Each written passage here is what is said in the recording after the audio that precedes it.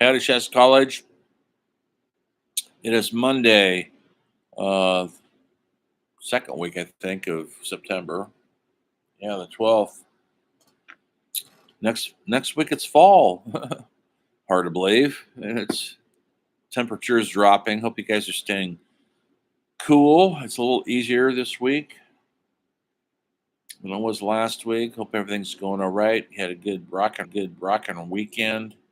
Um, Getting your papers done. I'm grading them as fast as I can. I'm going to be out of town for a couple of days, but I'm taking my laptop with me, so I'll be grading in motel rooms. Have some patience. Um, yeah, I'm going to a place called Joshua Tree. It's in the Mojave Desert.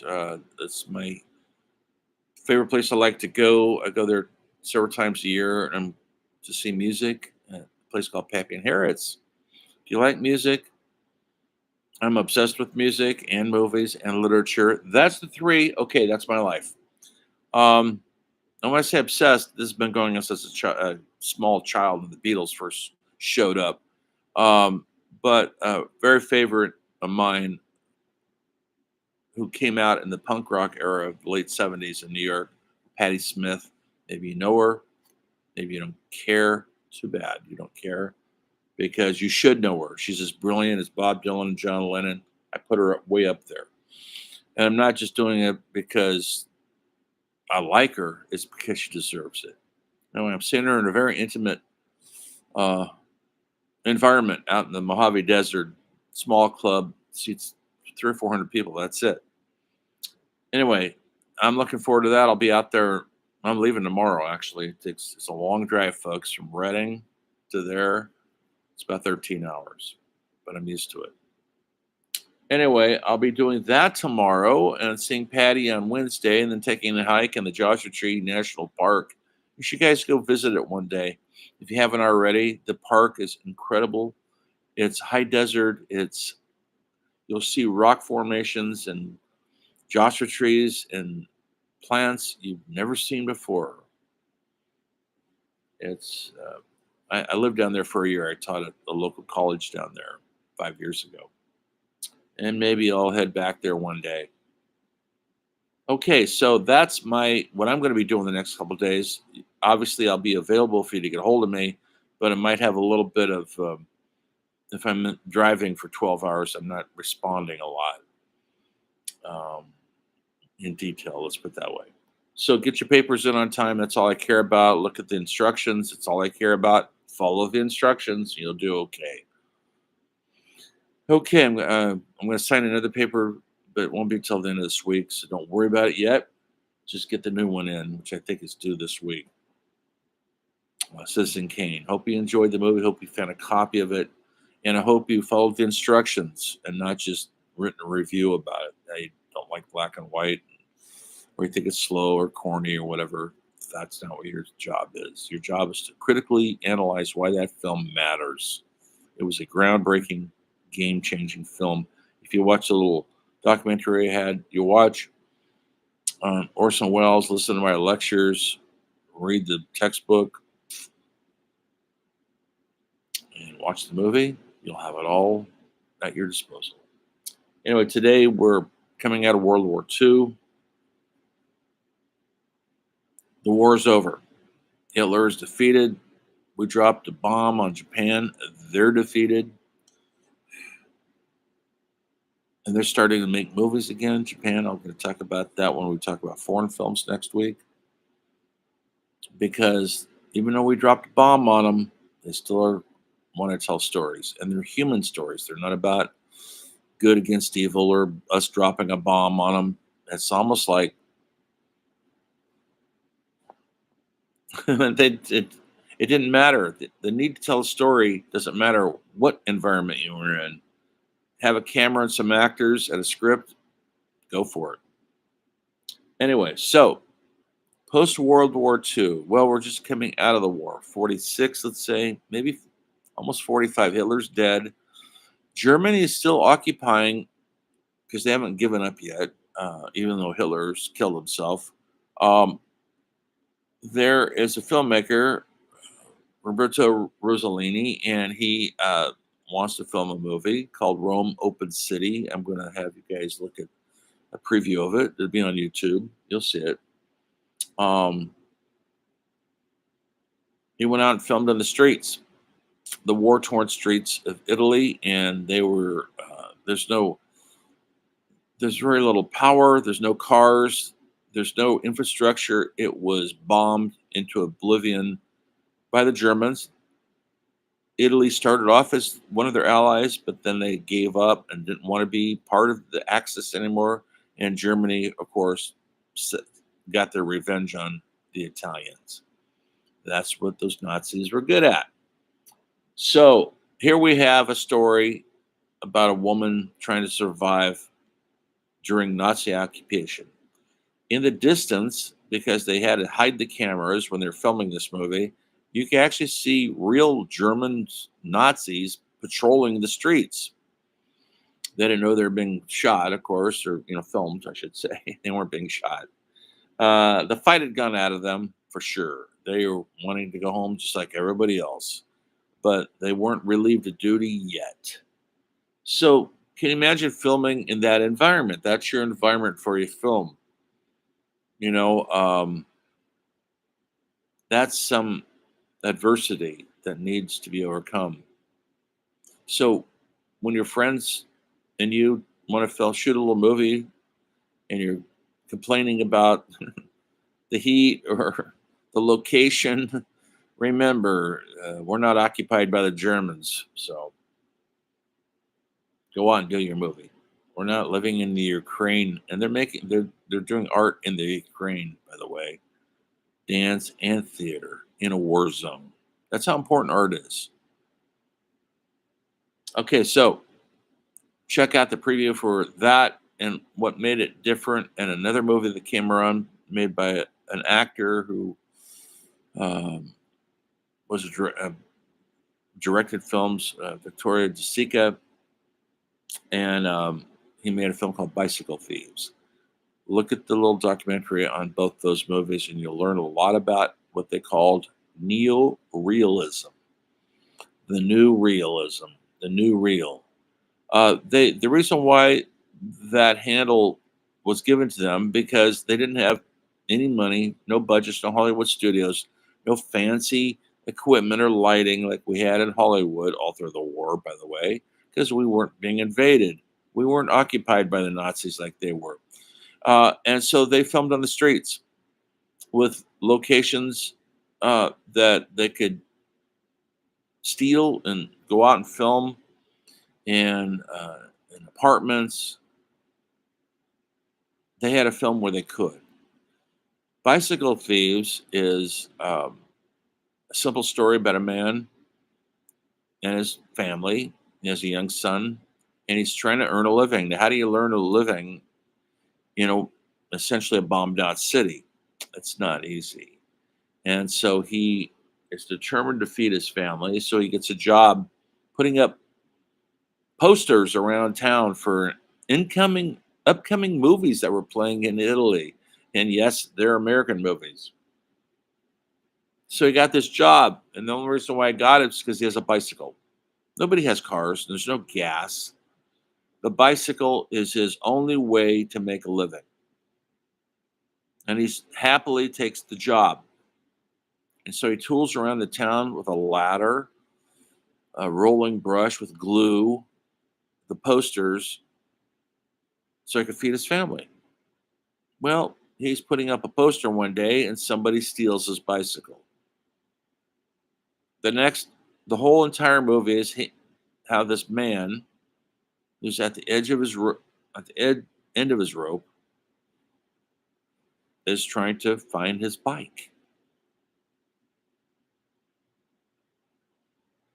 It's a huge commodity. If you have a bike, you can live. No bike, you might starve to death.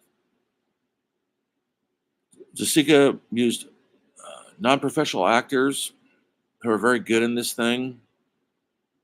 It's in black and white, of course. And it's a very grim look at post-war Italy. You see the bombed out buildings, the streets, the rubble, no stores. They had some power, they had some water. It was rationed. So he filmed this movie in the amongst all that. It takes a lot of guts and true belief. Then what you're doing is going to transcend the ordinary, and that's what a good film should do. So these films were a revolution. And when they got over to this country, the audience loved them. The directors who came out of World War II in this country saw these movies and said, this is real. This isn't some fake studio Hollywood fantasy. And we want to make films like this. So it changed everything. The style, the way they were going to do things. And in this country, what was happening, we're in the midst of a Cold War with the Soviet Union. They've got atomic power. We have atomic power. We're constantly threatening. Communism, they think, Americans think, that is going to take over the world. Because in the Communist Manifesto, it says spread the word. Well, it depends. And so we have a Cold War. We got communism running amok, supposedly. Never happened, folks. I'll talk about that next time. And we have a president of the United States, Eisenhower, who was a general in the war. He's he's a Republican, conservative. This is not a good time to be the other in America, meaning African American or Hispanic or gay. None of that. You had to be quiet. You're not getting your rights yet. So that's the background of what's going on in America. And that these directors who had gone through the war didn't want to go back and make the glossy fantasy type movies anymore. They wanted to do something real like these Italians were doing. Now, the Italians did it out of necessity, and the American film directors did it out of an aesthetic that they wanted to show more reality than ever before. And so it's always not pretty. It's not a beautiful thing to look at, but it's a real thing to look at. And so there was a movement called film noir.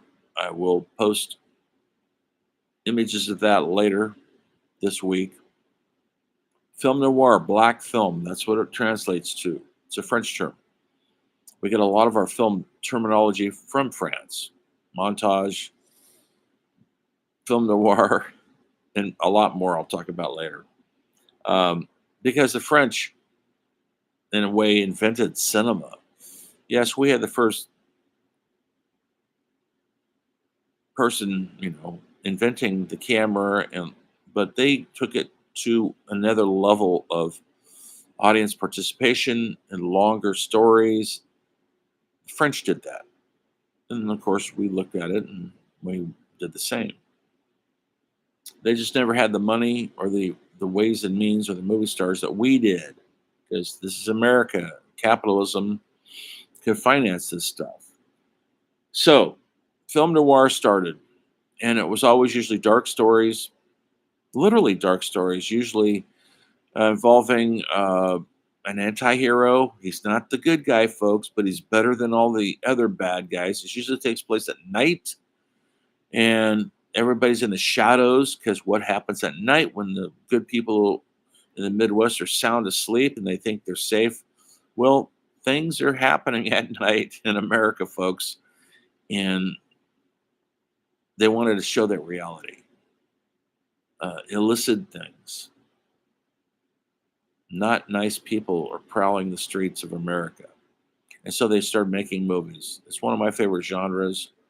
I'm going to talk about it in detail later, not tonight, because I want to just give a thumbnail sketch of what's going on here in this early start of the 1940s. I should say the 1950s. And also in America, things were prosperous. And there was prosperous. They're building cities and building what they called subdivisions. Never happened before. That's massing housing units, usually away from the downtown.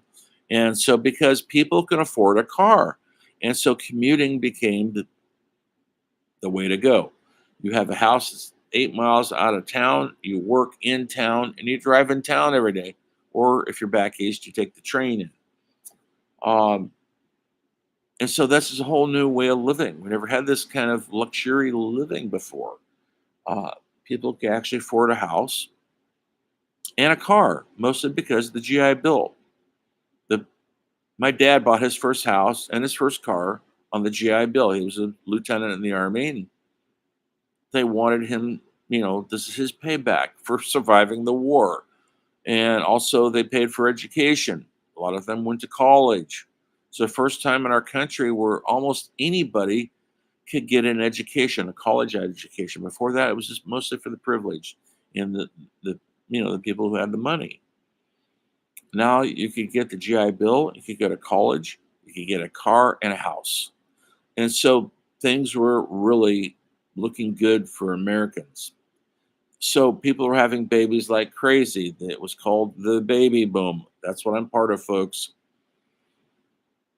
Now we're getting old and dying out. Your turn's next.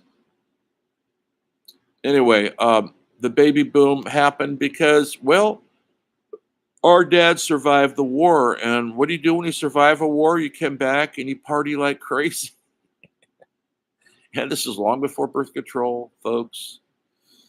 And so everybody got married to usually strangers so they could have sex. Yes, folks. They married for sex, not for love. I don't think my dad even hardly knew my mother. This is real typical of everybody in my generation. But our dads were in pain. They went back to work. Uh, Most of my dad's generation was a generation of alcoholics. They were suffering from post-traumatic stress syndrome that came out of the war. They've seen the horrors of concentration camps and mass slaughter on the highest level. These young men, and you can't come back and be a regular person after that. And this is before everybody was going to counseling, before we had Prozac and all the rest of the good drugs that make us forget the misery and the pain of our life. And so they drowned their sorrows in liquor, booze. Um, this starts seeping into the films. This is what Americans were going through. Another phenomenon was happening at the same time: television. Television came about, had been around for a while, but nobody had a television. It wasn't mass produced until about 1948. And then you could actually go to Sears, Montgomery Ward's, and buy a television, a black and white television. It was expensive. Very little programming, maybe 2 hours, 3 hours a night. That was it, folks. It was, I can't imagine not having Netflix, Hulu, Amazon, the rest of it at our disposal 24 hours a day. 2 or 3 hours a day. That was it. That was starting to make inroads into Hollywood's profit making machine of making movies. People started staying home because TV was free. There's only 3 channels: ABC, CBS, NBC. If you had a TV, a cheap TV and rabbiters, you could get all that. But you had to sit through commercials, booze commercials, cigarette commercials, commercials of the highest order. And they were very entertaining. And so TV was based on it's free to the masses, but they made their money off sponsorship. Cigarettes was a huge one. Yes, people were smoking like never before. You've seen the TV show Mad Men? That's not an exaggeration. People smoked in the house, at the job, all the time. My dad said he learned how to smoke during World War II. Well, they thought they were going to die every day. I'd be smoking too. But he gave it up as soon as he got home. It wasn't a lifelong thing with him. My mother, it was sort of lifelong, on and off. Early on, yes. And she quit for about 40 years. Then she started smoking again. because she wanted to die, I think. That's another subject. Anyway, so that's what's going on in America. Things are looking pretty good for white Americans. Middle class was starting like never before. And so the entertainment changed. So the films took a more realistic, neo realistic look at American life. TV was still force feeding us fantasies, starting to these early days. I Love Lucy, Leave It to Beaver, lots of westerns like Gunsmoke were starting to happen, and they weren't realistic look at views of American life. They were kind of a window to our what we wanted to think exists. The old West, where heroes were plenty and the bad guys were taken out by the heroes. This never happened, folks. Hollywood created that whole thing, but we believed it. And then there were shows like Fathers Knows Best. And like the critics say now, Father didn't know best. We love those shows. All the families gathered around the TV to watch them. And then the movie theaters were starting to struggle to make a living because they were competing with television. The new reel was taking over the entire world. In Japan, filmmakers like Akira Kurosawa, Japanese filmmakers, were directing things like The Seventh Samurai, Hidden Fortress, Rashomon. People like Uzo, I'm mispronouncing his name, made very realistic stories. One of them of which is a classic called Tokyo Story. Post World War II Tokyo, folks, and we had firebombed it. And when you watch those movies, they're filmed on the streets in Tokyo. People are going about their business. They're on trains, they're on buses, they're going to work. The men are dressed up in suits and ties, and the women are dressed nice, and the kids are going to school, and we had put the atomic bomb on them. Survival is an incredible thing. And when you see these films made in Japan during the right after the war, the resilience of art and the desire to tell a story is that strong and that vital. It's not just an entertainment thing. Oh, we're going to do another sequel to Star Wars or X-Men or whatever. It's survival. That's how deep the meaning of cinema is. And I haven't even touched on Fellini or Ingmar Bergman, people that will change cinema. That's coming up. Hope you stick around for it. Talk to you soon when the story of film continues.